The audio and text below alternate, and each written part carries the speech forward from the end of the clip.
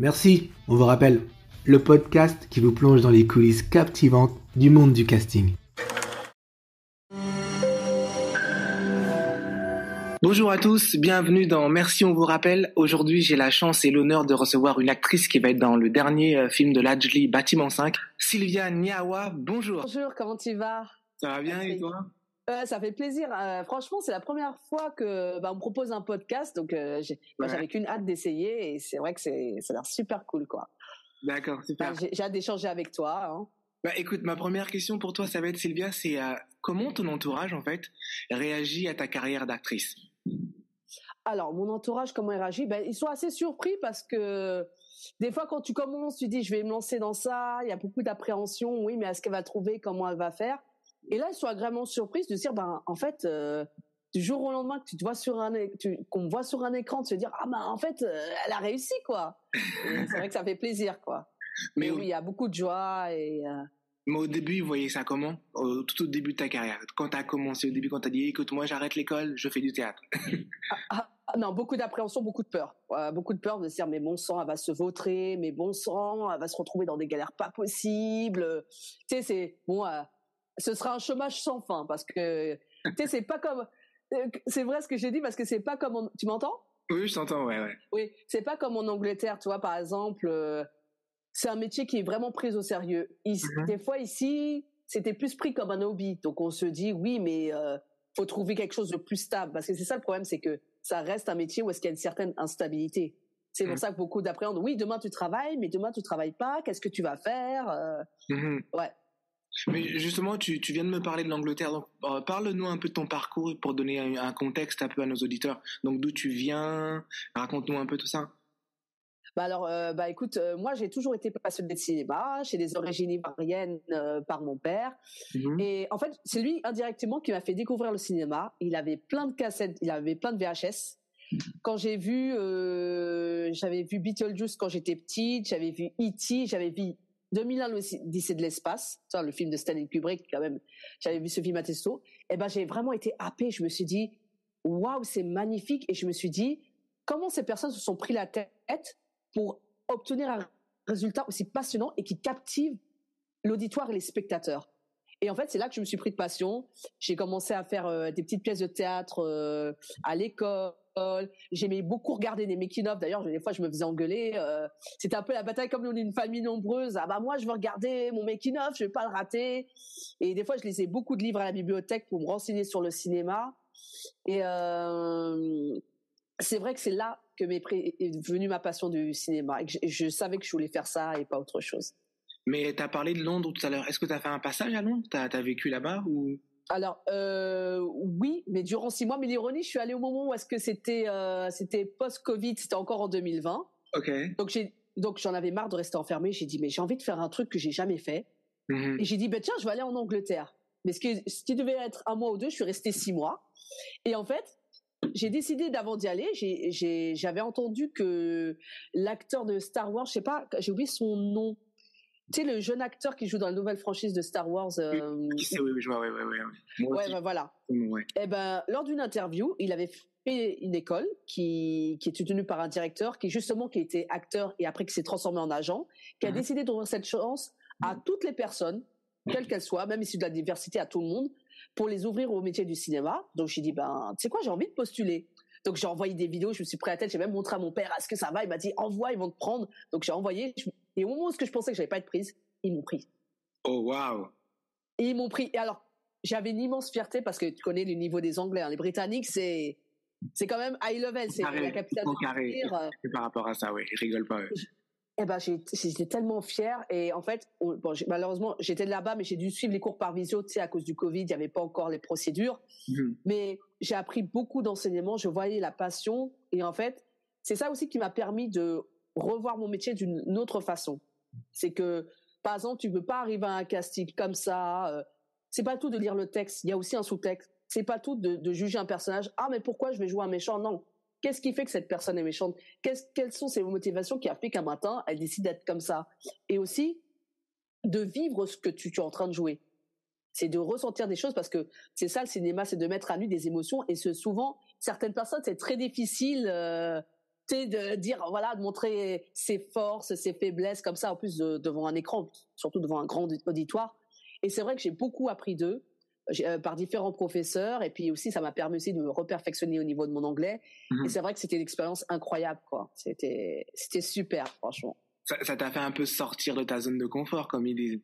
Exactement, parce que souvent on a trop cette facilité, bon bah je reste là, ou comme même pour certains rôles tu te dis, oh bah je vais toujours jouer ce créneau parce que de toute façon je suis sûr d'avoir du travail. Mais des fois je pense que c'est bien de prendre des risques, et moi je l'ai vu quand la première fois où j'ai pris conscience qu'il fallait prendre des risques, c'est quand j'ai vu Heath Ledger jouer le Joker. Tu te dis qu'il est passé de Brokeback Mountain à ça, et au début, pour bien te montrer les haters, dès qu'on a dit son nom, mais pourquoi le mec de Brokeback Mountain, il ressemble à un Minet, c'est pas le Joker, attendez, c'est sérieux là. Il s'est pris un backlash de dingue. Mais l'ironie, c'est que quand ce film s'est sorti, même Christian Bale, alors que c'est un de mes acteurs préférés, et c'est high level, lui-même il s'est incliné, il a dit, il a fait un travail mieux que le mien. Il l'a préparé, en fait. Il l'a préparé. Oui, il l'a préparé. Et pourtant, même moi, quand je l'ai vu, je me suis dit, c'est pas le mec de Brokeback Mountain. J'ai vu sa tête. Cette scène, elle m'a toujours effrayée parce que c'est quelqu'un que je voyais méconnaissable, quoi. Je me suis dit, est-ce que c'est vraiment lui? Et c'est là que je me suis dit, mais en fait, c'est bien de prendre une prise de risque en tant qu'acteur. Parce que comme, par exemple, le fait que j'aille en Angleterre, j'écoutais les gens, mais tu sais, la vie là-bas, ça coûte cher, tu connais personne, et puis l'anglais, nanana, oui, mais est-ce que cette école aussi, oui, mais n'empêche, je l'ai fait, tu vois, et j'ai pris un risque, et ça s'avère être payant. Tout comme si j'aurais pas envoyé ma vidéo, j'aurais peut-être montré à plein de gens. Je l'ai que montré à mon père parce que vu que j'étais très proche de mon père, j'avais peur que les gens disent oui, mais l'anglais ça va pas, mais non, faudrait peut-être mettre un peu plus de maquillage te proposer, alors que non. Tu sais, je l'ai envoyé, j'étais naturel, j'étais moi. Et je pense que cette sincérité et honnêteté les a vraiment touchés, et qu'ils m'ont pris. Et l'ironie, c'est que j'ai un de mes potes, je lui en ai parlé de cette école, et ben il a fait le truc, il s'est inscrit, et lui par contre, pour l'ironie, bah là il est en train de la faire, mais en visuel, et il me remercie à chaque fois, quoi. Me dire bah merci de m'avoir parlé de cette école parce que maintenant je la fais. Ouais. Et ça fait plaisir, quoi. Non, mais c'est cool. Mais qu'est-ce que je veux dire? Du coup, ça ramène à ma question, c'est est-ce que c'est important d'avoir une formation? Parce que toi, je vois, t'es passé par les cours, les ateliers Blanche Saillant. Tu peux nous en parler un peu? Oui, alors effectivement. Alors moi, j'ai dit je vais me lancer dans ça, mais j'avais pas envie de tomber dans des écoles. Tu vois, bon, c'est l'école, c'est la réputation, mais il n'y a pas grand-chose. Donc, en fait, comment j'ai découvert cette école, c'est grâce à une interview de Vincent Cassel. Il a parlé de ce qu'il a appris, l'enseignement que ça lui a apporté. Pareil aussi que ce soit Karine Viard aussi, je pense qu'elle l'a fait. Si je ne dis pas de bêtises, je crois que François Cluzet aussi. Donc je me suis dit, il fallait quand même avoir des bagages, parce que le problème c'est que quand t'es pas un fils ou une fille d'eux, je suis obligé d'en revenir là-dessus. Maintenant, je n'ai aucun reproche. Même Vincent Cassel, c'est un fils d'eux, mais ça n'a pas empêché. Tu vois, quand même, lui, il a fait ses preuves, il a travaillé, et on peut rien dire, c'est un bon acteur. Mais t'es obligé d'avoir certains bagages, parce qu'on t'attend en tournant, on va te dire, la première des choses, est-ce que vous avez fait une école? Est-ce que vous avez cité? C'est un peu comme ton CV. Qu'est-ce qui a fait qu'on peut vous faire confiance, qu'on peut te donner de grandes responsabilités? Donc c'est pour ça que j'ai étudié dans cette école. Et c'est vrai que c'était un peu calqué sur Stanislavski, c'est l'enseignement de Stanislavski. Et j'ai aimé beaucoup cette approche. Le fait que ce soit naturel, de s'imprégner de sa mémoire, comment on dit, sa mémoire, j'ai oublié le mot. Je suis désolée, j'ai le terme. Corporel, parce que c'est un peu la méthode américaine aussi. Voilà, c'est ça. C'est par exemple de se souvenir d'un souvenir qui t'est proche, qui peut te permettre de jouer n'importe quel personnage pour savoir qu'est-ce qu'on peut ressentir à ce moment précis, tu vois. Que ce soit de la colère, de la tristesse, de la joie, ou de l'inquiétude, de l'appréhension. Et c'est vrai que leur enseignement, ça m'a permis de voir que c'est pas juste le fait de déblatérer un texte qui suffit de dire que tu es acteur. C'est que il y a tout un travail derrière, il faut te mettre en condition, pareil, comme tu dis, si tu es stressé et tendu, inconsciemment, ton corps, on va le voir. Ça veut dire, même si tu joues bien, mais t'es là, oui, non, mais détends-toi. Et en fait, l'avantage que j'ai eu cet enseignement, ça m'a permis aussi de aussi, pas que juste parler avec ma voix, de parler avec mon corps, de parler avec mon esprit, et c'est surtout d'écouter l'autre. Parce que c'est pas juste un monologue, le texte, c'est que quand tu écoutes la personne qui est en face de toi, ou même les directions d'un réalisateur ou d'une réalisatrice, tu dis, ah, donc toi tu penses que je devrais plus prendre cette direction ou autre. C'est beaucoup de l'écoute. Et c'est grâce à ces enseignements que moi je me suis encore plus pris d'affection, et j'ai compris que c'est vraiment un travail de tous les jours. Et c'est pas parce qu'on se dit, bon, j'ai eu un rôle, bon, moi je travaille plus. Non, c'est qu'à chaque jour, il y a un texte, il y a vraiment un grand travail à faire derrière. Il y a beaucoup de gens qui appréhendent. C'est pour ça qu'on dit acteur. Ah oui, mais acteur, ils pensent que c'est facile, alors que non, c'est pas facile du tout, quoi. Non, c'est clair. Tu sais, généralement, quand tu dis acteur, les gens disent soit c'est facile, ou quand tu te présentes, tu dis ouais, je suis acteur, on va te dire mais tu travailles dans quel restaurant? Tu vois. Oui, parce que c'est vrai, le boulot alimentaire, parce que comme ça met du temps à répondre, bah, en attendant, il y a des factures qui s'accumulent. Tu dois bien manger, comme on dit, il faut bien manger. Et c'est vrai que oui, parce qu'il y a toujours ces préjugés, c'est que quand tu perces pas, ah oui, mais elle fait ça, mais elle galère, elle fait des boulots alimentaires. Et le jour que tu perces, le visage des gens, il change étrangement. De l'attention qu'on te donnait pas, tout d'un coup, on te la donne, tu vois. C'est engouement. Comme moi, par exemple, moi, le fait que j'ai joué vu que on va parler de Bâtiment 5 avec Ladjli. On va parler de ton actualité, oui. Ouais, quand j'étais à côté d'Anta, tu vois, je me dis, oh bah c'est cool, je donne la réplique à une actrice. En plus, elle envoyait vraiment du long, mais que tu dis que cette personne, tu vois, sur tous les affiches, les interviews, quand je dis, bah en fait, moi j'ai joué avec elle, les gens sont du mal à croire, mais non, c'est pas vrai, c'est pas possible. La fille là qui est sur le bus, et oui, la fille qui est sur le bus, ouais, oui, c'est du mytho, mais c'est clair que oui, comme tu dis, il y a souvent des préjugés, et je pense que c'est souvent ça qui fait qu'il y a certaines personnes, des fois, elles ont renoncé parce qu'elles se disent, bon. Là, il n'y a rien, ça me rapporte rien. Donc, je lâche l'affaire. La sécurité, j'ai un boulot alimentaire. Mais moi, c'est ce que j'avais fait une fois. Pendant 15 ans, j'étais hôtesse d'accueil. Parce que pareil, la facilité. Au début, j'ai renoncé. J'ai dit, bon, il faut de l'argent. Après, toi, t'es dans ton confort. Tu dis, bon, oui, mais j'ai mon salaire, mais c'est mieux comme ça. Mais le problème, c'est que, comme on dit, il y a une expression, la réalité te rattrape. C'est que ça sentait que je m'emmerdais. Excuse-moi, mais bon, je faisais mon travail parce que j'avais besoin de vie, mais je sentais, mais je suis pas à ma place, je m'ennuie, j'ai fait le tour. Après, je me suis dit dans la tête, non, mais en fait, faut te lancer. Si c'est ça que tu veux faire, fais-le, en fait. Au pire, tu te casseras la gueule, mais au moins, essaye. Et c'est à partir du moment que j'ai essayé, bah, c'est là que j'ai abouti sur certains tournages. Et c'est ça qui est incroyable, quoi. Justement, c'est pour citer mon premier invité que j'ai eu dans le podcast. Il disait justement que, quelque part, il avait l'impression d'avoir réussi sa vie, mais il n'avait pas réussi son choix.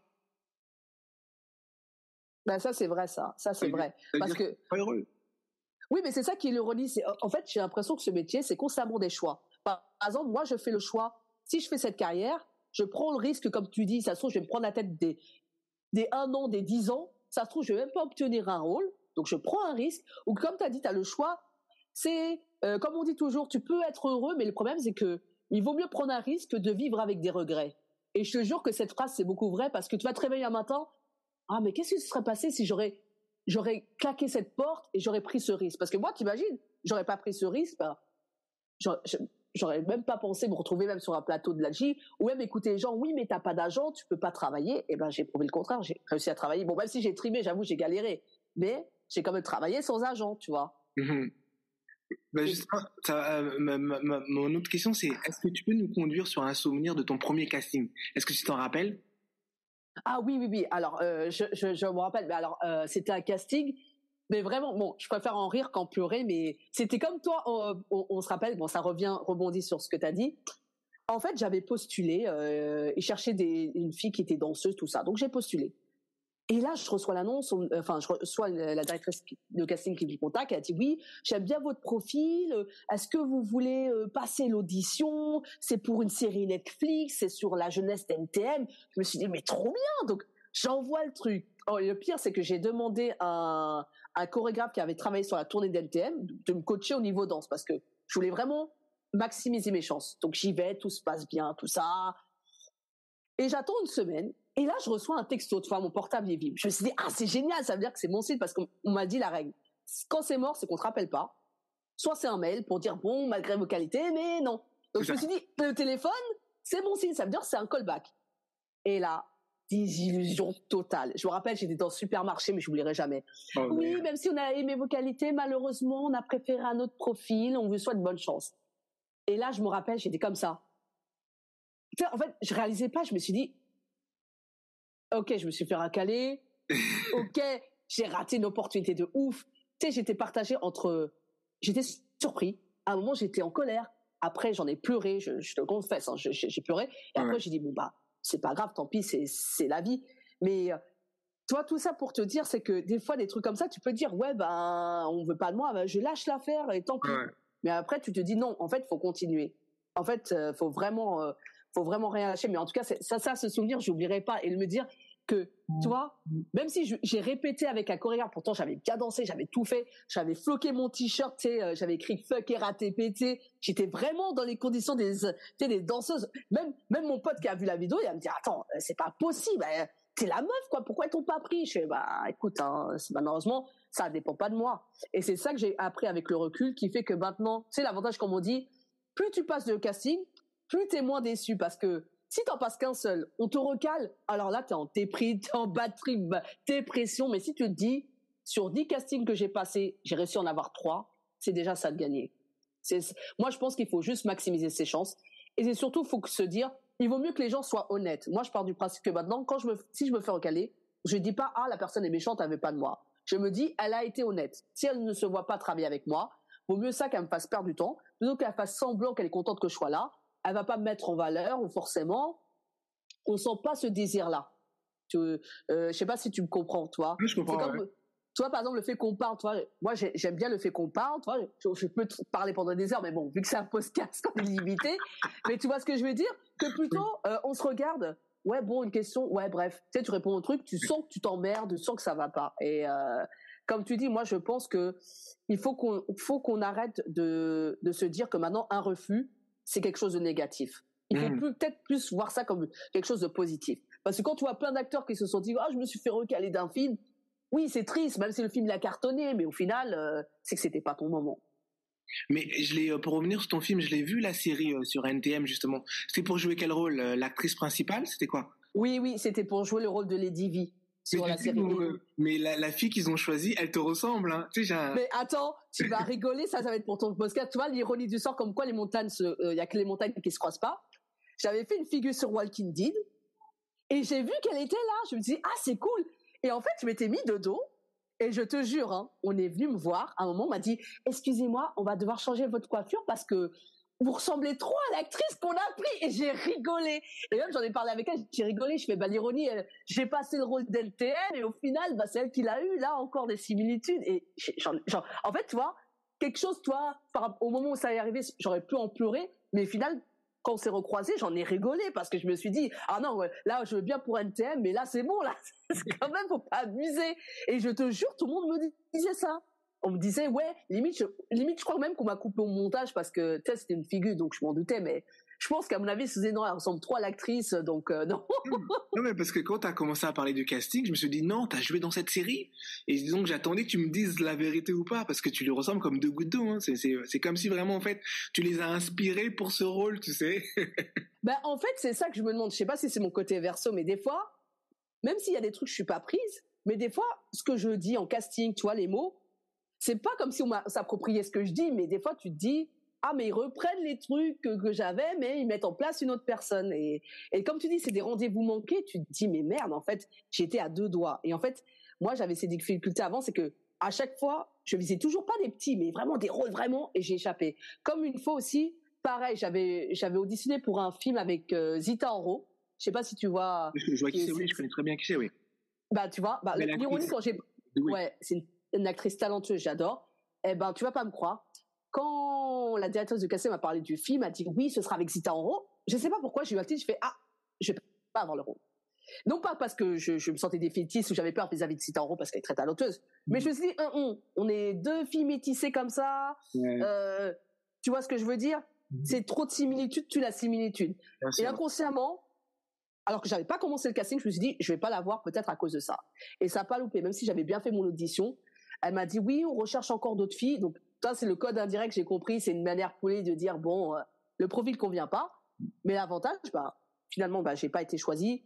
Ils ont choisi une autre actrice, mais justement qui n'avait rien à voir avec Zita. Et des fois, je me dis que c'est con que des fois, parce que tu as des similitudes, on va pas te prendre. Et c'est souvent ça le problème des personnes racisées. Je sais pas si toi tu t'as eu ce genre de truc, par exemple. On a qu'un acteur renois, mais il faut que ce soit que lui. Faut pas qu'il y en ait un autre.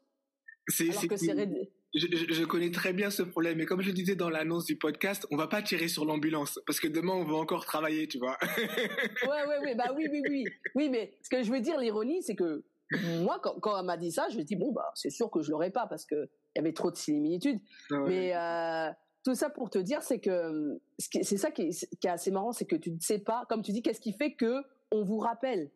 est-ce que comme tu dis, c'est oui, mais parce qu'elle n'est pas assez connue, ou ça se trouve, au contraire, t'as donné une performance de fou, mais les personnes vont dire ouais, mais elle va prendre un peu trop de lumière, ou à contrario, comme tu dis, la personne ne peut pas prendre un risque parce que tu vois, ton visage ou quelque chose, ton faciès, ce qui fait que ah ouais, mais elle a un visage, on va trop se poser des questions, non, tu vois. Ouais.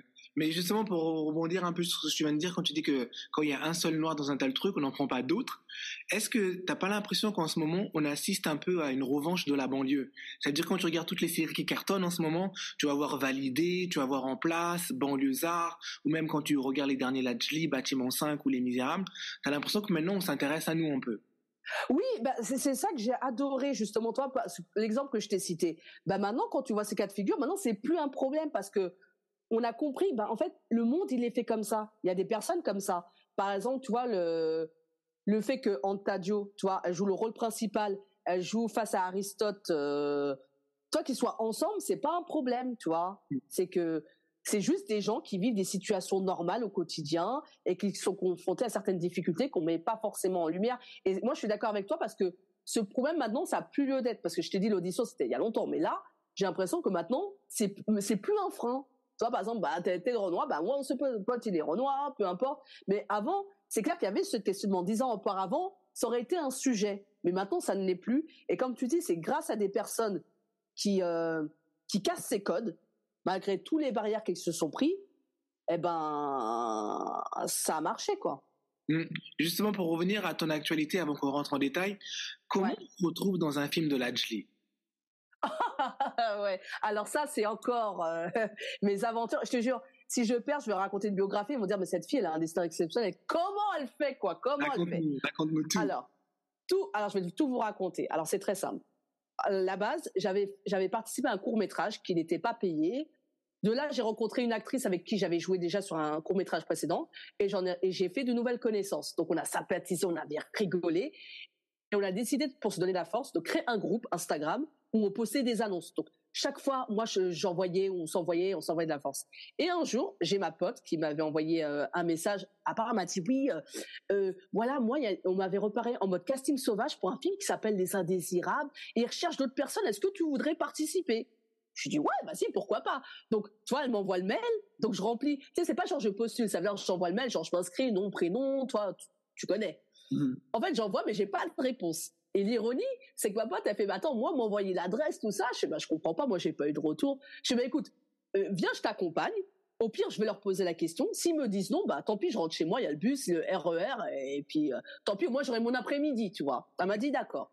Donc, j'y vais, on prend le bus. J'arrive, elle fait la queue, bon, elle est prise, tout ça. Et au moment où j'arrive sur le stand, tu vois, je commençais à dire mon nom, et il y avait une personne qui cherchait mon nom. Et là, j'entends une voix d'une dame qui dit, ah, mais je me souviens de vous. J'ai fait, ah, génial, ah oui, votre mail, tout ça. Et en fait, c'est tout le contraire qui s'est passé. Elle m'a dit, bah, si vous n'avez pas reçu de nouvelles, ça veut dire ce que ça veut dire. Oh merde. J'ai pensé à la même chose. Dans ma tête, j'ai dit, oh merde, j'ai commencé à rigoler. Mais j'ai dit, je vais pas rigoler parce qu'elle va se dire, j'ai fait, ah bon, je savais pas, comme moi j'ai envoyé, je savais pas trop. Et après, elle commence à regarder, elle commence à réfléchir, elle fait, bon, attendez, elle s'occupait d'autres personnes. Après, elle m'a regardé, elle fait, non, vas-y, c'est bon, vous savez quoi, restez. J'ai dit, ah, c'est trop cool. Donc, en fait, je suis restée, j'ai patienté. Et en fait, j'ai patienté avec une jeune fille. Elle aussi, elle dit, ben, moi aussi, on m'a pas fait mon truc. Parce que, tu sais, comme il y a des lois, il y a des règles, il faut qu'on te fasse un contrat au cas où s'il y a un incident sur le tournage pour être protégé et tout ça. J'ai attendu. Et quand on nous a donné l'autorisation d'aller sur le plateau, donc on marche. Donc, j'ai dit, bah, viens, on va ensemble. Et je discute avec elle. Elle fait, toi, comment tu t'es retrouvée? Bah, je lui ai raconté mon histoire. Et là, je lui dis, mais toi, comment tu t'es retrouvée sur le tournage? Et là, tu vas halluciner. Elle m'a dit, bah, moi, c'est mon oncle qui réalise le film. Comment ça, ton oncle qui réalise le film? Elle fait, oui, mon oncle, c'est Lajli. J'ai dit, mais c'est un truc de malade. J'ai patienté pendant une demi-heure avec sa nièce. Je savais même pas. Et on a grave sympathisé. Même sa mère a dit, mais qu'est-ce que tu sais? Pourquoi t'attends? Elle fait, mais j'attendais avec la demoiselle et tout ça. Donc, on était sur le tournage et tout ça. Et en fait, à la fin de la pause déjeuner, on retourne une scène. Et à un moment, il y a un jeune homme qui a un des écouteurs qui vient me voir et fait, excusez-moi, j'ai vu que vous étiez très dynamique, vous avez quelque chose, vous voulez pas faire la fille qui engraine les gens, tu sais, à sortir du quartier pour être à côté de l'actrice principale? Je dis, ouais, pourquoi pas, tu vois? Et en fait, j'avance. Tu sais, je me suis dit, on va voir vite fait. Je vois la caméra comme ça quand j'arrive. Un des acteurs qui joue un CRS, moi je vais pas le spoiler, mais et je me dis ah mais merde, en fait je suis vraiment devant le truc, tu sais, je suis pas genre derrière, j'étais devant avec elle, mais tu sais, j'ai gardé le contrôle et franchement j'ai grave kiffé. Je me suis dit mais tu sais dans ma tête je me suis dit j'étais même pas censée être là et je me retrouve face à la caméra de Lajli quoi. C'est clair, ouais. Le réal qui a fait Les Misérables, tu te dis mais c'est hallucinant. Et le pire, ce qui m'a grave touché, c'est que quand je suis allée au festival de Montreuil, j'ai voulu lui poser une question, j'ai même pas eu le temps de dire une syllabe, qui m'a dit encore merci pour ta prestation, j'ai grave kiffé. Ah donc il se souvient de toi, c'est cool ça. Il s'est rappelé de moi alors que je me suis dit, tu sais dans ma tête, avant même que je vois le film, je dis ça se trouve on va me couper au montage, ça se trouve ils ont pas gardé. Et en fait c'est tout le contraire qui s'est produit. Et qui s'en est rappelé, ça m'a grave touché. On a pu échanger. J'étais là, il y avait Anta. Elle fait moi je t'ai vu de loin, je t'ai reconnu, ça m'a fait plaisir que tu soutiennes le film, que tu sois venu. Je fais mais c'est normal. Et je te jure, et c'est vrai que tu te dis, mais en fait des fois, toi, mais en plus c'est ce que je me suis dit. Je dis si jamais elle m'aurait dit non, toi je serais rentré chez moi. Bien mais sûr, j'ai dit bon, ça coûte rien d'essayer quoi. T'as forcé le destin en fait, donc des fois c'est juste ça qu'il faut en fait. Ouais, mais toi forcé dans le bon sens parce que je me suis dit si elle m'avait envoyé un mail pour me dire bah écoutez malheureusement non on a clôturé les candidatures, t'as vu je serais pas venue. Mais j'ai joué sur le fait bon elle m'a pas répondu, j'y vais comme ça je pose la question tu vois. C'est vrai que ouais. Là on passe à la partie conseils. C'est quoi ta technique à toi en fait pour apprendre un texte? Si tu peux donner des conseils aux gens, qu'est-ce que toi tu fais pour apprendre? Oui. Alors pour apprendre un texte déjà je le lis 3 fois parce que c'est important déjà avant d'apprendre un texte il faut déjà voir le contexte de la situation. C'est quelle scène? Par exemple, est-ce que ça se passe dehors? Est-ce que ça se passe en huis clos? Est-ce que ça se passe dans un hôpital? Toi, c'est bête ce que je vais te dire, mais il faut déjà voir le contexte de l'histoire. Le sous-texte, surtout, c'est très important, les petits sous-textes, parce que ça te met dans le bain de savoir dans quelle situation tu vas être confronté. Moi, je lis 1 ou 2, 3 fois. Après, ce que je fais, c'est que j'ai une technique, je stabilise d'une certaine couleur le texte de mon partenaire ou ma partenaire. Et moi, je me mets en jauge, je stabilise bien comme ça. Vu que moi, l'avantage, j'ai une mémoire visuelle, bah, c'est comme ça. C'est pas juste par cœur, c'est juste de retenir la situation, que le fait de ce qu'il va dire, moi, il faut que ce qu'il me dise, ça me touche. Parce que c'est ça, un acteur, c'est avoir de l'empathie, ressentir les choses. Par exemple, si quelqu'un me dit, bah voilà, j'ai réfléchi, je demande le divorce. Tu vas pas dire, ah, mais pourquoi tu veux divorcer? Non, tu dis, bah attends, le sous-texte, tu dois dire, bah attends, j'ai donné 15 ans de ma vie à ce mec, je lui ai donné des enfants, par exemple, je sais pas, j'ai sacrifié ma carrière, et en même temps, comme une fleur, alors que je prépare un dîner, il me dit qu'il veut jeter tout ça à la poubelle. C'est qu'émotionnellement parlant, c'est ça qui va t'aider à donner l'énergie du texte et surtout à l'apprendre et à donner l'intention. Moi, c'est pour ça que moi, je stabilise toujours mes textes, moi. Merci, tu nous as donné une masterclass. Ah ouais, j'aurais pas cru. Parle-moi un peu maintenant de ton actualité. J'ai vu que justement, tu es dans le dernier film de Lajli, Bâtiment 5, qui sort le 6 décembre dans toutes les salles. Et tu as aussi une autre web-série qui sort. Tu peux nous parler de tout ça un peu? Ah oui, bah en fait, c'est mon pote Sar qui a une boîte de prod qui s'appelle Kunta Productions. Toi, c'est un truc indépendant et tout ça. En fait, on s'était rencontrés sur le tournage de Walking Dead. Je reviens encore sur ça. En fait, on a grave sympathisé. Lui aussi, il a un amour du cinéma. Il m'a dit, ouais, moi, je réalise, je produis des trucs. Je sais pas, on voit des liens. Moi, ça me ferait plaisir. Comme ça, je regarde. Ouais. Et en fait, un jour, il m'a contacté. Il fait, franchement, j'aimerais trop que tu joues dans le premier épisode de ma web série. Ça te dirait?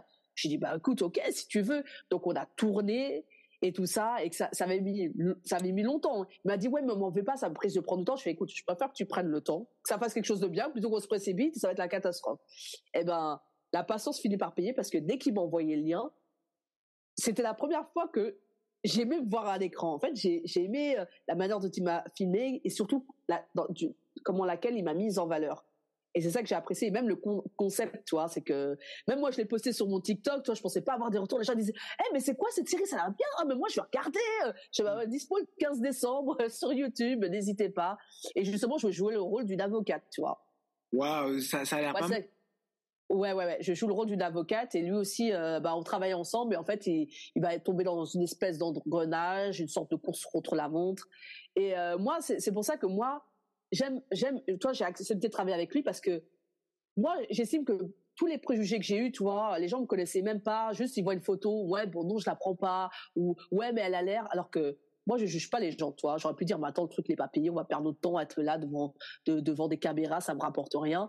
Mais j'ai dit, en fait, j'ai le sentiment que tant qu'on est tous motivés, qu'on est passionnés par ce qu'on fait, tôt ou tard, ça va faire un bon retour. Et franchement, c'était super cool. J'ai passé, franchement, une bonne expérience. En plus, ils réalisent super bien. Pourtant, ils avaient peu de moyens, mais qu'ils ont décroché, ils ont montré quelque chose comme s'ils avaient des moyens de ouf.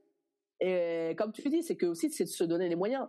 Parce que moi, je pense que des fois, c'est bien de faire des choses comme ça indépendant, parce que des fois, quand on ne donne pas ta chance, au lieu de rester là à rien faire, ben, tu peux faire des choses par toi-même. Et des fois, les choses que tu fais par toi-même, ça peut aboutir à des bons résultats. Je sais pas si t'as vu Get Out, non? Oui, je l'ai vu, oui, je l'ai vu ce film, oui.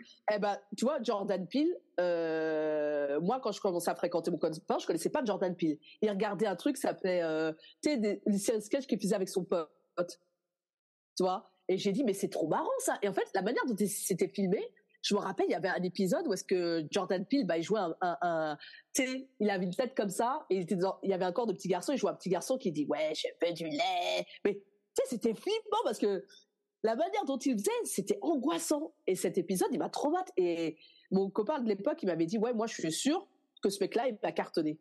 Et ben, je te jure, 1 an après, il a sorti Get Out. Ah non, ce film. Et il est énorme, on est d'accord. Et pourtant, quand tu vois le making-of, il avait dit qu'il voulait pas lui donner beaucoup de budget parce que il y avait pas de tête d'affiche. Et pourtant, tu te dis, le mec, avec moins d'1 million de dollars de budget, il a fait un film comme ça. Alors que des trucs comme ça, tu dis, t'as 20, t'as 30 millions de budget. Mais c'est bien pour te dire que même avec peu, tu peux faire des choses magnifiques. En fait, comme tu dis, tu peux avoir tous les beaux instruments du monde, mais si tu sais pas le manier, bah oui, t'auras pas un bon résultat. Mais justement, dans la série web, t'as tourné avec un pote à moi, je sais pas si vous êtes croisés sur le plateau. Est-ce que t'as rencontré Frédéric Mallet? Non. Moi, j'ai joué avec un des potes à mon pote qui s'appelle Thomas. Ouais. En fait, moi, je joue que dans un épisode. C'est vraiment le tout premier épisode d'introduction, mais je l'ai pas croisé. Mais tu vois, en fait, c'est ça qui est magique dans ce milieu, c'est que tu vas parler à des gens, mais moi, ouais, comme s'il y a une sorte de connexion. Ah, mais tu connais mon pote, mais moi, je le connais.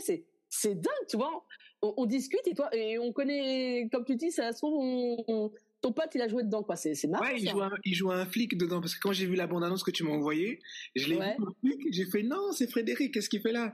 Parce que pour donner un contexte aux gens, en fait, Frédéric, on a fait un stage d'acting en France avec un mec qui s'appelle Hadj Ménage. C'est un réalisateur, et lui, il aime bien travailler justement sur la méthode américaine, un peu Stanislavski, comme tu parlais tout à l'heure. Et c'est là qu'on s'est rencontrés, et de fil en aiguille, bah voilà, on est resté en contact, on s'envoie s'il a des tournages ou des castings, on s'échange en fait. Et quand je l'ai vu dedans, j'ai fait non, il a travaillé avec Sylvia, c'est fou, le monde est petit en fait. Non, mais je te jure, le monde est petit, et c'est là que je me suis rendu compte, parce que chaque tournage que tu vois, en fait, c'est comme si tu dis, c'est comme si tu remontes sur le ring. Si j'ai un peu imagé ce que je vais te dire, c'est comme un combat de boxe. Tu t'es pris un pain, vas-y, non, on refuse votre candidature, et tu dis bon, je reviens. Et en fait, c'est rassurant que quand tu recroises des personnes, tu dis ah, elle a pas lâché l'affaire, c'est bien. Tu sais, en fait, je sais pas comment t'expliquer, c'est assez rassurant de se dire que tu recroises des nouveaux des personnes, et c'est là que tu te rends compte qu'en fait, les gens, ils pensent que notre métier, excuse-moi mon langage, mais des fois, on pense que c'est un métier de branleur. On pense, bon, on fait rien, ça y est, il y a l'annonce, elle arrive sur le plateau, la régie est prête, alors que c'est pas ça du tout. Si vous voyez le nombre de mails auxquels tu postules, les nombres de noms que tu te prends, ou des fois, tu sais, l'hantise du téléphone, tu connais l'expression, quand le téléphone sonne, c'est bon signe. C'est que dès que le téléphone sonne, faut que tu décroches. Moi, je me rappelle quand j'ai fait 2 ans d'intermittence, mon téléphone, j'étais accroché à ça. Dès que le téléphone sonnait, j'étais pire qu'un docteur en urgence, avec le hyper. Oui, allô, oui, vous êtes dispo. Parce que moi, on m'avait dit une fois, t'amuses pas à pas décrocher, parce que si tu décroches pas, ils vont pas se prendre la tête, ils vont pas te rappeler. Hein. Ils vont dire, elle est pas dispo, ok, j'appelle quelqu'un d'autre. Bah oui, on passe au suivant directement. Ouais, personne suivant. Et en fait, ce qui est assez drôle, c'est que quand moi j'avais fait un projet de théâtre, je me rappelle, il y a une phrase qui m'a jamais quitté, qu'une pote m'a dit. Elle m'a dit, Sylvia, n'oublie jamais une chose. Tu es toujours et seras toujours sur un siège éjectable. Ne pense pas parce que, on t'a pris pour un rôle, c'est bon, j'ai signé mon contrat, tout va bien. Non. Parce que moi, elle m'avait expliqué qu'une de ses amies, elle avait été prise dans un projet. Et à 20 ans, elles ont dit non, on a changé de direction artistique, donc on arrête notre collaboration. Elle dit, mais, attendez, je comprends pas, moi j'ai signé mon contrat, je me suis engagée. Elle fait, oui, mais la vie, c'est comme ça. Ouais. Elle a halluciné. C'est pour ça que, comme tu dis, c'est un métier. Et maintenant, je comprends pourquoi à chaque interview, il y a des acteurs qui disent que c'est un métier difficile. C'est pas pour se donner un genre, parce que c'est vraiment le cas. Quand tu dis, comme tu dis, et surtout que tu dépends du désir des autres, ça veut dire que même si tu es talentueux, si les personnes en face de toi, elles décident que tu travailles pas, c'est ça le problème. Justement, comme tu dis, c'est un métier qui est difficile. Comment toi, tu trouves un équilibre, une balance, en fait, entre tes hobbies que tu fais à côté et ton métier du cinéma, pour pas juste rester focus là-dessus, pour avoir un espèce d'équilibre mental, tu sais? Oui, bah en fait, moi je m'en suis rendu compte comme tu dis parce que moi j'ai fait l'expérience. Quand j'ai fait ça pendant 2 ans, mais ça veut dire que je faisais que ça. Ça veut dire que je touchais l'intermittence, je faisais que ça. Eh ben des fois c'était très dur parce que comme tu dis, mentalement parlant, des fois, quand tu essuies des refus ou quand tu dis comme je t'ai expliqué pour le rôle que j'ai pas obtenu d'une Lady V, des fois t'es frustré, tu te dis mais purée, j'ai raté l'opportunité. Mais c'est pour ça que moi j'ai compris qu'avec le recul, qu'il vaut mieux avoir d'autres occupations parce que comme ça tu postules, mais t'as d'autres occupations à côté. Parce que si tu penses que à ça, tu vas rester focus, ou comme le fait qu'on t'ait dit non.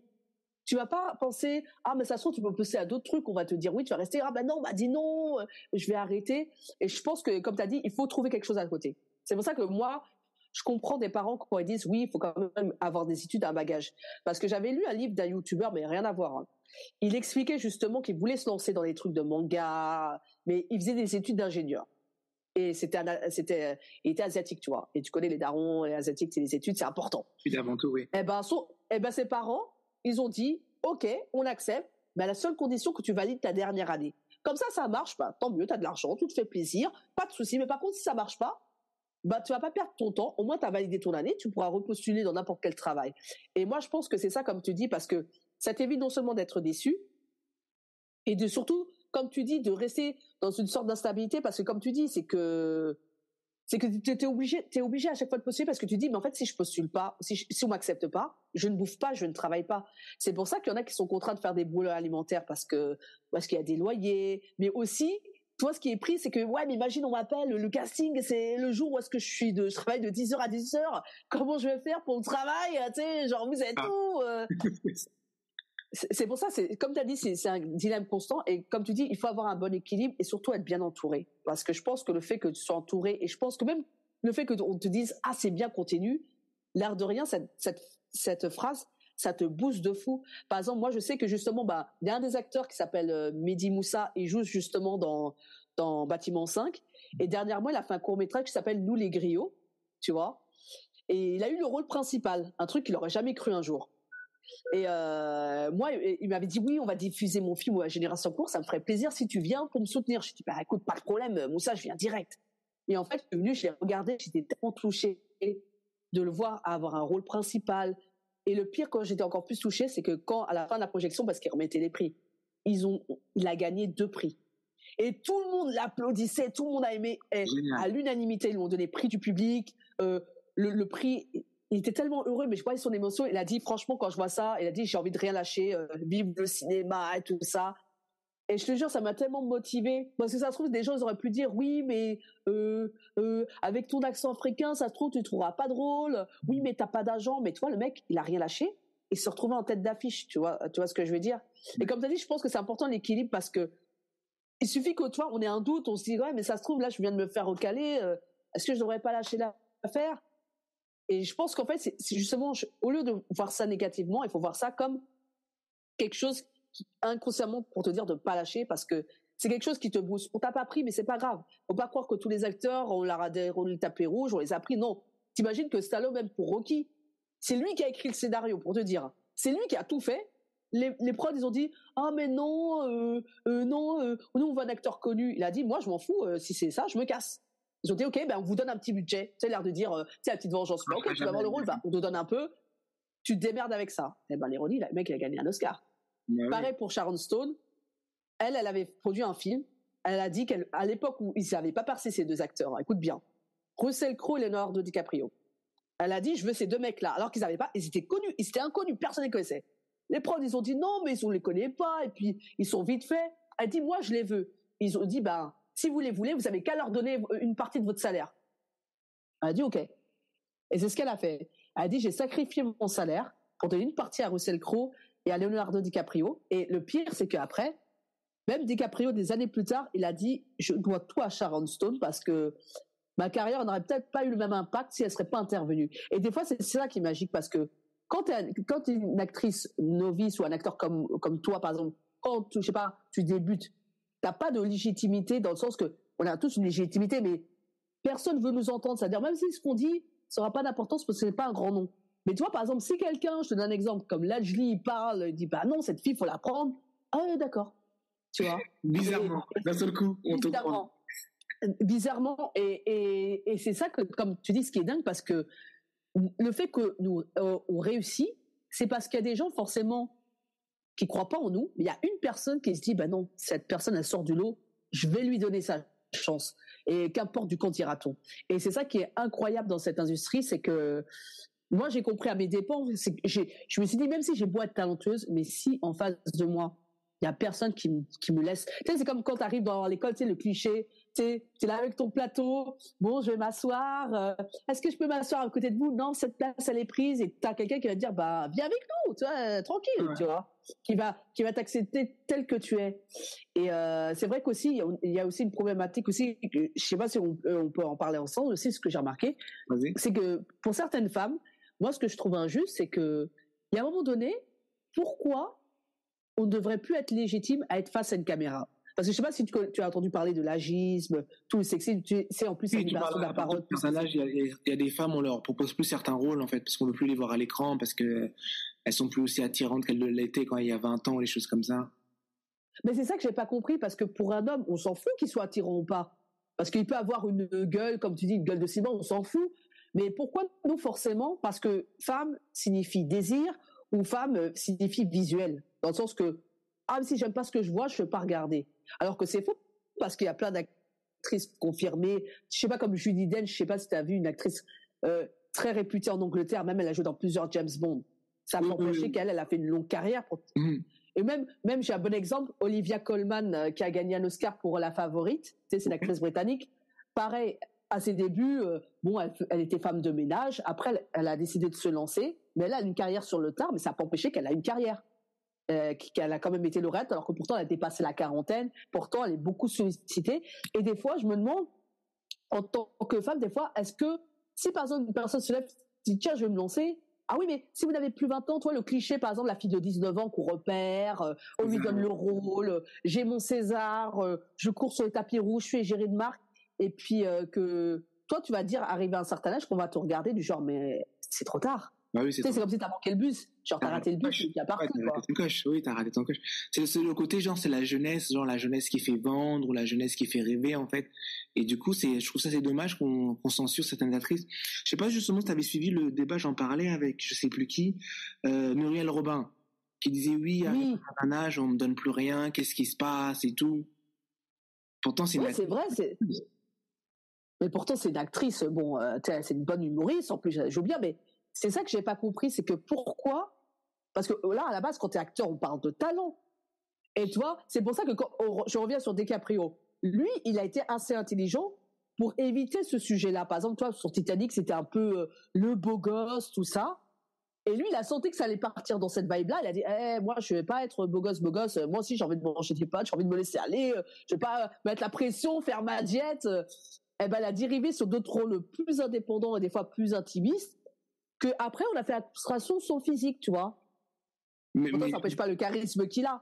Mais tu vois, c'est ça des fois le piège, comme tu dis, de cet enfermement, parce que tu n'es pas sans savoir que des fois, en France, on va te mettre dans une case. Par exemple, inconsciemment, comme elle avait expliqué à Adèle Exarchopoulos, elle avait expliqué que quand elle avait fait La vie d'Adèle, qui était un film assez sulfureux et tout ça, qu'une fois qu'elle avait fini de jouer, on lui proposait que des rôles comme ça. Limite, ouais, fous-toi à poil, ouais, ceci. Elle a dit non, mais en fait, à un moment, je vais pas faire que des rôles à Adèle, parce que c'est ça, acteur, c'est qu'on veut jouer d'autres rôles. Mais t'imagines qu'on est obligé de prendre des risques pour prouver notre légitimité, comme je te donne l'exemple pour Heath Ledger, ou même pour Charlize Theron. C'est une de mes actrices favorites. Et pareil, quand elle a voulu se lancer au début, t'imagines la beauté qu'elle a, le charisme. Personne voulait l'engager à ses débuts à Los Angeles. Et je vais te raconter l'histoire, c'est qu'elle est partie à la banque, sa mère lui avait envoyé un chèque, tu vois, d'Afrique du Sud. Elle arrive au guichet, elle fait ouais, je vais encaisser mon chèque, alors qu'elle était en galère de thunes. Le mec au guichet dit non, je vous l'encaisse pas. Et là, elle perd patience, elle insulte les clients, elle dit ah mais je m'en fous, moi je veux mon fric, elle commence à gueuler, elle était énervée. Et là, magie, qu'est-ce qui lui arrive? Il y a un mec qui est témoin de son énervement, il dit j'étais impressionné par votre performance, je suis découvreur de talent, est-ce que ça vous dirait que je vous suive pour vous donner des cours d'acting pour que vous lancez votre carrière? Tu dis c'est dingue. Elle est allée voir plein d'agents, personne ne voulait d'elle, elle tape un scandale à la banque, pouf, il y a un mec qui débarque de nulle part, il lui donne cette opportunité de dingue. Et le pire, pareil, quand elle a voulu produire Monster, tu vois, t'as vu la tête de la serial killeuse, tu vois, tu te dis, elle, jamais. Qu'elle ait pris 15 kilos, qu'elle s'est métamorphosée, qu'elle a gagné son Oscar, c'est pour ça que, comme tu dis, c'est que souvent, c'est pourquoi on sous-estime souvent les acteurs. Pourquoi? Qu'est-ce qui fait que quand tu vois ma tête, tu vas dire, ah non, mais elle peut pas jouer une fille méchante. Ah, mais non, mais elle peut pas jouer une avocate. Ah, mais non, mais tu peux pas avoir le rôle principal. Mais qu'est-ce qui fait qu'on n'aurait aucune légitimité? C'est ça que je comprends pas, en fait. Et oui, justement, pour rebondir là-dessus, je sais pas si tu te rappelles à l'époque Brad Pitt, quand il a commencé, tout le monde le mettait dans la case du beau gosse. Brad Pitt, il faisait que les trucs de beau gosse, les marques de jeans, et il a cassé son image quand il a joué justement dans Fight Club.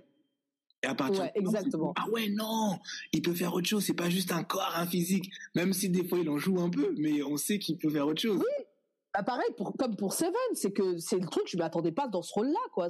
Tu le vois, il a une barbe de plus de 5 jours, il est là, il est fatigué, il est lessivé, et comme tu dis, c'est que au moins c'est terrible parce que ça peut être un avantage pour certaines personnes, comme ça leur carrière coule vite, mais comme je dis, ce que tu as eu rapidement, tu peux le perdre aussi rapidement aussi.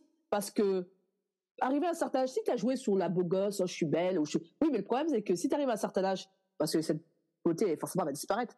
C'est un peu comme les mannequins, arrivés à 30 ans, sauf si tu es Naomi Campbell, tu vois, tu t'entretiens, tu peux défiler jusqu'à 50 ans, c'est pas grave, tu vois, mais là, le problème, comme tu dis, c'est ce truc, se dire, ben, une fois passé un âge, ou une fois arrivé à un cap, ou même si tu tentes de casser ton image, pourquoi on refuserait? On te dit, ben non, vous verrez pas parce que on a l'habitude de vous voir comme ça, comme tu dis, cette sorte de facilité. Et tu lui dis que tu es obligé de t'émanciper, soit en jouant dans des rôles indépendants, ou soit, comme tu as dit, vraiment tu casses ton image, quoi. Pareil pour Tom Hardy, pour te revenir. Lui, pareil, il devait jouer le mec là, tu sais, qui était en prison. Eh ben, il est allé voir le vrai mec en prison, toi, Bronson. Là. Il a regardé 2 secondes. Il a dit, lui, là, il va jouer mon rôle, mais casse-toi, t'es tout mec. Il a dit, vas-y, casse-toi. Il a dit, ok. Tom Hardy a dit, ok, bouge pas. Il s'est fait coacher. Il a pris une masse, alors que lui, il était tout mec. Tom Hardy, c'était un ancien mannequin. Il est revenu en prison, il a revu le mec, il a dit, ok, c'est bon. Il l'a validé. Mais c'est dingue comment, tu vois, des fois, tu es obligé d'avoir un second jugement pour être validé parce que moi, c'est pareil, comme je reviens pour l'histoire de l'Algérie. Ça se trouve, quand elle m'a vu en photo, ça se trouve, elle m'a dit, ouais, non. Parce que là où j'ai compris que ça se trouve, j'ai peut-être une chance quand elle a dit, je me souviens de vous. Déjà, c'est bon signe. Parce qu'il y a plein de gens qui postulent. Je veux dire, j'étais pas la seule à envoyer ma candidature. Moi, genre, tu t'es rappelé de moi. Déjà, on se souvient de ma tête, déjà, c'est bon. Mais tu vois ce que je veux dire? C'est que tu es obligé de reprouver une deuxième fois. Et beaucoup d'acteurs, ils ont toujours eu cette problématique dans leur carrière, tu verras toujours. Par exemple, pareil, Ali Berry, quand elle avait auditionné pour le film de Spike Lee, tu sais, au début, Spike Lee, tu sais, ça s'appelle Jungle Fever avec Wesley Snipes. Oui, je l'ai vu. Au début, lui, il pensait qu'elle auditionnait pour jouer la femme de Wesley Snipes, parce qu'elle était propre, ancienne mannequin. Elle a dit, ah non, moi, je viens pour le rôle de la junkie. Tu sais, il a regardé, genre, toi, t'es quel junkie? Mais t'es toute propre sur toi, t'es trop polie, t'es trop... Elle a dit, si, je veux le faire. Elle a dit non. Elle a dit, ok, bouge pas. Bah, toi, le truc, bouge pas. Elle est revenue, elle a dit, je reviens. Elle a dit, je reviens. Pendant 5 jours, elle s'est pas lavée. Elle s'est pas brossé les dents. Elle est arrivée, mais quand je te dis déglinguée, c'est même, tu dis non. Ça sentait que, je viens chercher mon caillou et je veux pas qu'on me dérange, c'est moi. Et il a halluciné, Spike Lee. Il a dit, elle était tellement méconnaissable que je lui ai donné le rôle. Parce que des fois aussi, comme tu dis, c'est un combat de tous les jours parce qu'on se bat pour des rôles, mais aussi on se bat pour pas que forcément on nous impose un style de rôle ou une image comme ça. Et c'est ça justement qu'a expliqué aussi Catherine. Elle disait, ouais, des fois, on me voyait comme une fille polie, bourgeoise, alors que non, en fait, elle dit, j'étais loin de ça, mais comme on m'a mis dans cette image-là, elle a joué sur ce créneau. Et c'est ça, comme tu dis, c'est à double tranchant. Et ce qu'il peut faire, que ça peut booster tes carrières, mais ce qu'il peut faire aussi, que ça peut la détruire. Et c'est ça que, comme tu dis, c'est qu'on a l'hantise de se dire, je vais à un casting, j'ai peur, certes, je décroche un rôle, c'est cool, mais de me dire, on va me voir que dans ça. Et je pourrais pas avoir une panel de jeux différente et plus large. Et c'est ça le problème, que, comme tu as dit, c'est pour ça qu'il faut oser, il faut dériver, parce que tu dis, non, oui, j'ai la facilité, comme tu dis, je vais avoir plein de contrats, mais si c'est tout le temps faire la même chose, ça m'intéresse pas, quoi. Mais justement, maintenant que toi, tu as vécu tout ça, là, ça veut dire que si moi j'avais une baguette magique et je pouvais te permettre de retourner en arrière et de retrouver la Sylvia qui avait 10-15 ans, qu'est-ce que tu lui donnerais comme conseil quand elle se lance dans ce métier? Comment tu vas la prévenir, genre le warning? Alors, le warning que j'aurais dit déjà, n'écoute pas les gens. Parce que souvent, il y a des gens qui voient cette luminosité. Parce que, tu sais, moi, je pense qu'en fait, cette industrie, je suis désolé de dire ça, c'est un peu comme Game of Thrones. faut savoir avec qui tu vas faire des alliances. Faut savoir quelle armure porter parce que tu vas te prendre des trucs que, comme tu as dit, si t'es un pauvre paysan, t'as pas d'armure, ben voilà, le mec il va prendre, la loi de puissance, genre il va prendre ta femme, il va faire ce qu'il veut, toi il va te trancher la gorge. En fait, bien sûr c'est imagé, bien sûr ce que je dis, mais ce que je veux dire c'est que si tu n'as pas de protection, si tu n'as pas en plus, comme tu dis, un mental, eh ben tu vas te faire bouffer tout cru. Moi j'aurais dit, n'écoute pas les gens et surtout fais bien attention parce que faut beaucoup observer les gens. Moi, ce que j'ai remarqué, c'est que quand je vais en casting, des fois, je parle pas trop. Je laisse parler les gens parce que inconsciemment, même quand ils vont dire des choses banales, tu peux écouter, ressentir l'énergie. Ah, c'est bon. Comme je t'ai dit pour l'exemple du film avec Zita Oro. Même si elle a dit ça, mais quelque chose dans ma tête, je me suis dit non, c'est logique. Zita Oro, c'est une bonne actrice. Ça, je peux pas nier, mais moi, je peux pas être à côté d'elle parce qu'on est trop similaires. C'est comme, je t'expliquais, regarde le truc de Walking Dead. Alors, dis-toi que j'étais une figurante. Alors, imagine, j'aurais été une actrice. Oui, ben on est obligé de vous débaucher parce que vous ressemblez trop à l'actrice, ça sert à rien. Mais des fois, comme tu dis, ça t'évite de perdre du temps et ça t'évite de te focus sur autre chose parce qu'il y a beaucoup de gens qui s'accrochent. Ah non, je veux ce rôle.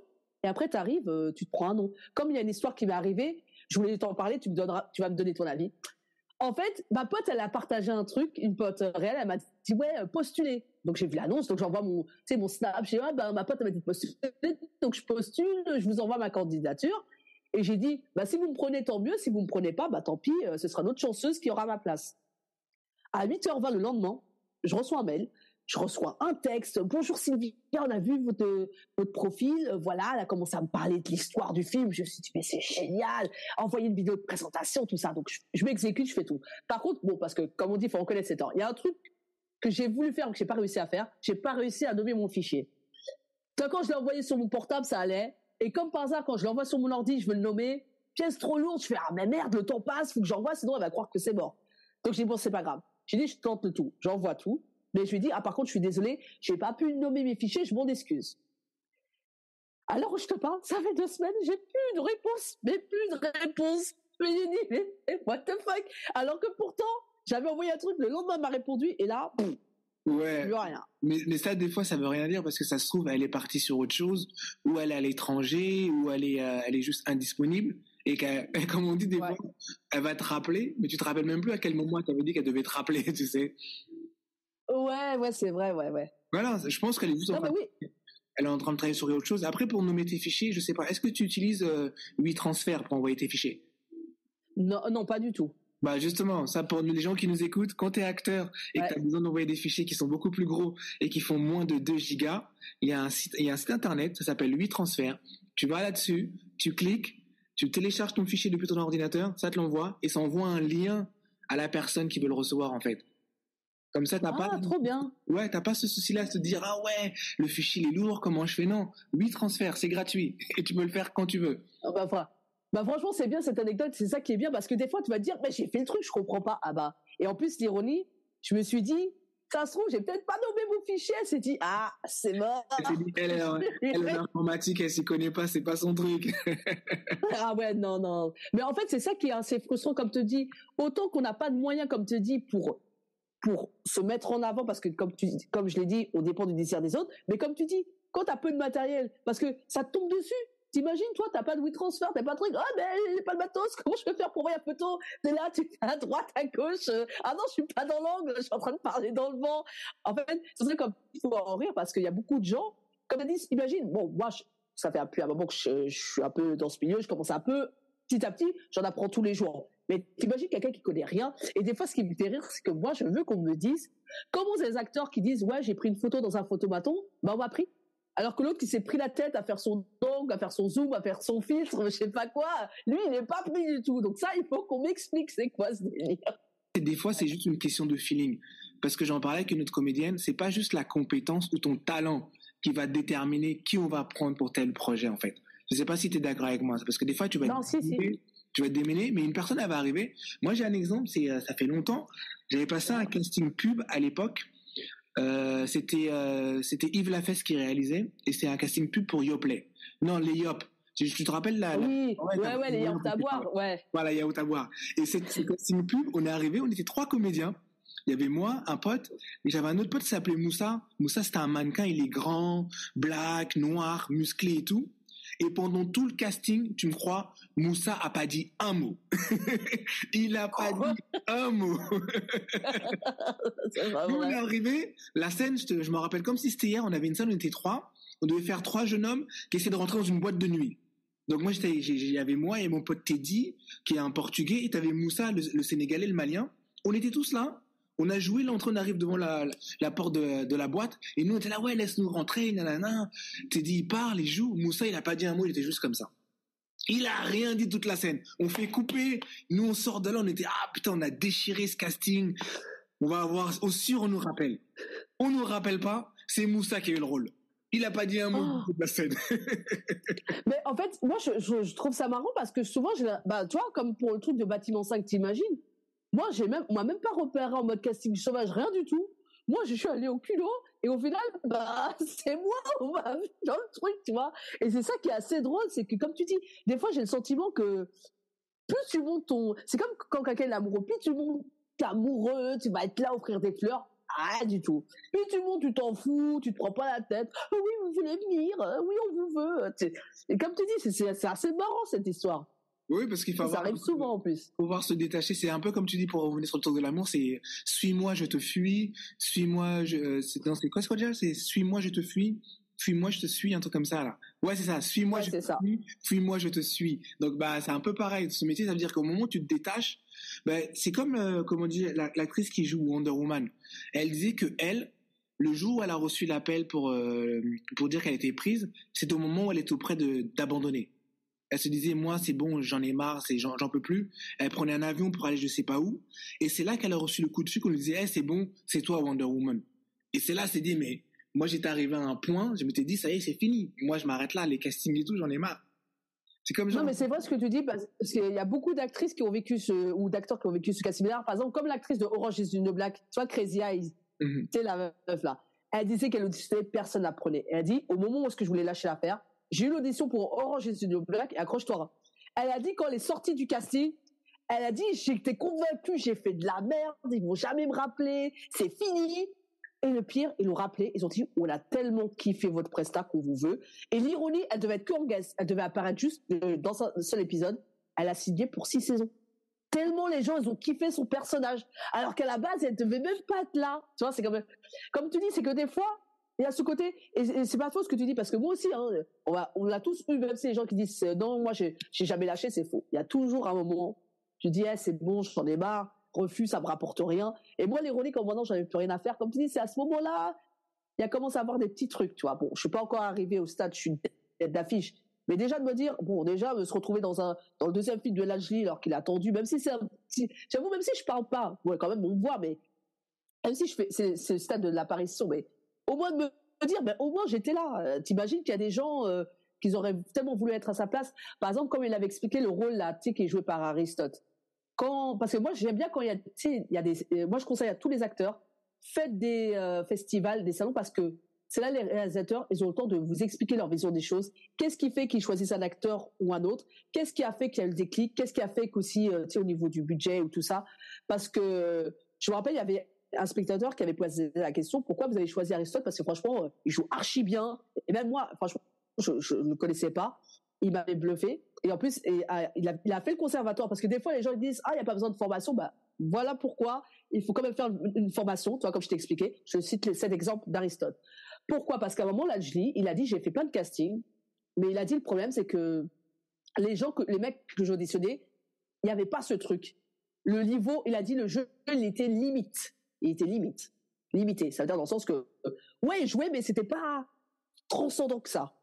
Et t'as le mec qui a fait, Aristote, là, il a fait le conservatoire. D'ailleurs, quand je l'avais vu, il avait dit qu'il finissait son année. Donc, trop bien, t'imagines, il finit le conservatoire et après, il a un rôle, la tête d'affiche d'un film. Toi, déjà, c'est énorme. C'est lui qui l'a choisi. C'est pour ça qu'à un moment donné, les gens qui disent, il n'y a pas besoin de formation, c'est faux. Je le dis pour tout le monde, c'est faux. Parce que tôt ou tard, il y a un travail, il y a une technique. C'est comme j'ai une amie qui est très active dans le doublage qui s'appelle Amelia Ewu. Pareil, elle aussi, elle a fait une formation, elle a fait du théâtre, elle a fait aussi une formation de doublage. Au début, pareil, comme tu dis, c'est que c'est des choses, il faut que les gens acceptent que c'est un processus qui met du temps à percer. Elle, au début, on l'appelait que juste pour dire une ligne, 2 lignes.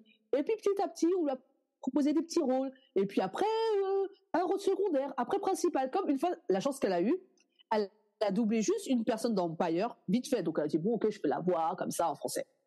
Mais en fait, ce personnage, après, plus tard, est devenu un personnage récurrent. Donc, elle a encore eu du travail et petit à petit, elle a tellement cartonné que, là, je te parle, tu vois la série Gen V? Celle-là, je la connais pas, celle-là. Avec Laetitia là. Tu vois les affiches là? C'est elle qui la double. Oh, wow, ok. Elle a doublé dans le film de Whitney Houston et là où j'étais plus heureuse pour elle, c'est bon, je vais te montrer les anecdotes. Il faut trop que je te raconte cette histoire. C'est qu'elle a doublé une des actrices dans dans le dernier Black Panther. Ok. Laquelle? Ouais. Mais en fait, dans le deuxième, c'est celle qui est un peu dans le délire d'Iron Man là. Faudrait que je regarde, ouais, je regarde. Ma pote a fait savoir, pour te raconter le début, pour bien te montrer qu'un échec, c'est ça qui peut faire ta réussite. Elle a dit, je me rappellerai toujours, elle a dit, à un moment, on m'avait appelé pour une audition. Toi, pareil, elle savait pas ce que c'était. Tu sais, quand les trucs du bas, je sais pas ce que c'est. Elle y va, se pointe, et là, comme quoi, il y a un truc qui peut faire que ça peut te déstabiliser. Elle dit, oui, en fait, l'audition, c'est pour faire la voix de la fille dans Black Panther. Et là, elle était là. Non, mais c'est une blague. Et en fait, pourtant, elle est très douée, mais le fait qu'elle ait entendu ça, elle dit, Sylvia, ça va tellement déstabiliser parce que t'as la peur de bien faire, t'as la peur de dire, je peux pas rater cette opportunité. Donc, elle a quand même fait le truc. Bon, malheureusement, elle a pas eu le rôle. Mais tu vois, l'ironie, c'est qu'elle maintenant, elle a eu un rôle quand même dans le deuxième. Donc, elle a un peu repris sa revanche. J'ai dit, mais je suis contente. En plus, j'ai dit, quand tu m'as dit pour la première fois, et tu vois, comme tu dis, c'est dingue, parce que qu'est-ce qui peut faire aussi qu'un truc, ça aussi, il faut qu'on parle sur ça, c'est que des fois, tu vas être bien dans un casting, mais il suffit qu'il y ait un truc, c'est pour ça que je dis de mental. Pourquoi il faut avoir un bon mental? On va te dire un truc, ça se trouve, ça va te déstabiliser. Donc, moi, par exemple, tu joues bien, imagine la personne en face, je sais pas, la Dircas ou quoi, te dit une remarque, ouais, mais ça, tu vois, tu vas rester bloqué, tu vas dire, ah ouais, mais non, je suis nul, ou même, tu vas commencer à t'énerver, ou je sais pas quoi. Et comme tu dis, c'est pour ça que, comme tu as dit, l'exemple de l'Agilique, je voulais en revenir là-dessus, c'est pour montrer qu'il faut pas prendre les trucs à la légère. Les gens peuvent pas arriver, ouais, je sais pas, de formation, j'arrive, je suis là, oui. Parce que des gens, des fois, qu'on dit, oui, on l'a pris dans la rue, bon, des fois, il y en a, ils ont un talent naturel. Mais ça reste un travail, parce que quand tu sais que tu as plusieurs prises à faire, comme tu dis, dès que ça apprend, c'est des intentions de jeu, tu réalises que quand même, il faut avoir un minimum, un niveau professionnel, tu vois, au moins avoir fait au moins une école. Et regarde bien, pour te prouver ce que j'avance, quand tu regardes Rien à voir, mais en Angleterre, cite-moi un acteur, c'est impossible, et je te le dis impossible, sauf pour 2-3 acteurs, c'est arrivé, les gens se sont fait repérer dans la rue, ils ont tous fait une formation classique. Même Tom Holland que tu vois dans Spider-Man, lui, il a fait une école. Bien sûr, ouais. Les Orlando Bloom, tous ces acteurs, ils ont fait des écoles. C'est parce qu'à un moment, ça reste un métier. Et beaucoup de gens prennent trop ça, comme tu dis, pour la rigolade. Bon, on est là, on rigole. Non, c'est comme tu dis, il y a un travail derrière. Parce que le fait que, par exemple, comme tu as dit, le fait que, par exemple, tu vas arriver en retard, ça va foutre une journée en l'air. Tu sais pas qu'il y a des techniciens, ça peut faire un pétrin. Pareil, comme tu dis, que tu n'apprennes pas ton texte, en fait, c'est manquer de respect à quelqu'un qui s'est pris la tête à l'apprendre et toi, tu le fais pas. Pareil, comme tu as dit, le fait de pas être respectueux envers tes partenaires de jeu. Parce que ça, on n'en parle pas, parce que moi, il y a une actrice aussi qui m'avait dit une phrase aussi. Elle m'a dit, il faut faire très attention dans ce milieu. Les réputations vont très vite. Toi, par exemple, j'ai fait cette web série. T'as regardé, t'as dit, il y a mon pote. Parce que des fois, on fait des trucs, on pense que les gens se connaissent pas, mais tout le monde se connaît. Et comme tu dis, c'est que, par exemple, il suffit, je sais pas, sous un mauvais jour, t'es là, j'en ai marre de ça, c'est quoi ce café, gna gna. Toi, tu vas dire, tu t'es énervé parce que ça te saoulait.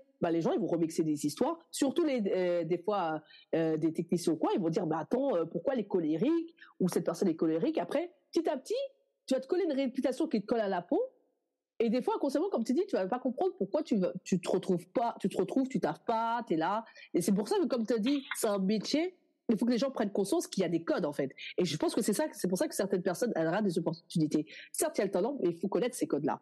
Bien sûr. Justement, pour rebondir à ce que tu disais par rapport à la G, tu disais que tu n'arrivais pas à comprendre pourquoi telle ou telle personne. Je vais essayer de faire un autre podcast et je vais inviter l'âge parce que je sais pas si je t'avais dit, mais avec l'âge, on a grandi au Bosquet ensemble.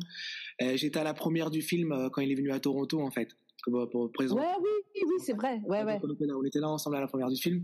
Le film a reçu un super accueil par rapport au public. Tu sais, le public même anglophone et tout, il y avait les sous-titres. Ils ont adoré. Il y en a qui disaient, mais non, mais c'est pas possible. Est-ce qu'il y a vraiment des gens qui vivent dans des conditions pareilles? Donc, c'est pour dire que je vais inviter l'âge et tu pourras venir si tu veux pour lui poser ces questions. Trop bien. Dire, genre, qu'est-ce qui fait que tu vas prendre telle personne et pas d'autres personnes? Parce que dans l'émission, je veux vraiment inviter tout le monde pour pouvoir en parler. Je vais avoir un réalisateur, je vais avoir un agent bientôt. La semaine prochaine, je rencontre un agent. On va aussi parler de ça, des codes du métier, du casting, qu'est-ce qui se passe. Oui, parce que c'est ça qu'on n'en parle pas. On parle pas beaucoup parce que moi aussi, pareil, tu vois, quand je suis arrivée, tu sais, quand vraiment j'ai débuté, comme tu dis, j'arrive, et ma pote, justement, Amélia, que je remercie infiniment, que j'adore, mais justement, qui fait du doublage, c'est elle la première qui m'a dit, en fait, il y a des codes, tu peux pas faire ce que tu veux. Pareil, comme elle m'a dit, t'es sur un siège éjectable. Ne pense pas, t'as signé un contrat, je suis là, tu sais pas. Parce qu'à un matin, il suffit d'un truc. Tu sais, c'est un peu comme les sportifs. Tu t'es dit, je me suis entraîné des années pendant que j'étais petite pour atteindre l'excellence. Une erreur, une blessure, boum, tout ça foutu en l'air. C'est ça. Boum, comme tu as dit, boum. Tout le travail. Mais après, pour revenir à ce que je disais tout à l'heure, tu sais, je disais, d'écouter les gens, des fois, faut pas trop écouter les gens. C'est juste pour citer Omar Sy, il disait à un moment que faut écouter la flamme que tu as dans ton cœur, en fait. Cette flamme-là qui te dit, ouais, je crois en moi, je sais ce que je veux et je vais le faire. Parce que si tu écoutes les autres, tu vas jamais le faire et il va y avoir un rendez-vous manqué, en fait.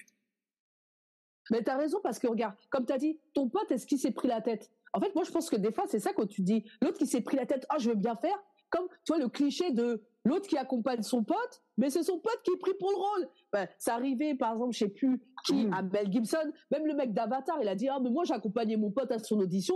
Ils ont dit, ouais, vous voulez pas auditionner? Ouais, pourquoi pas? Et au final, c'est lui qui a été choisi par son pote, et c'est ça qui est dingue.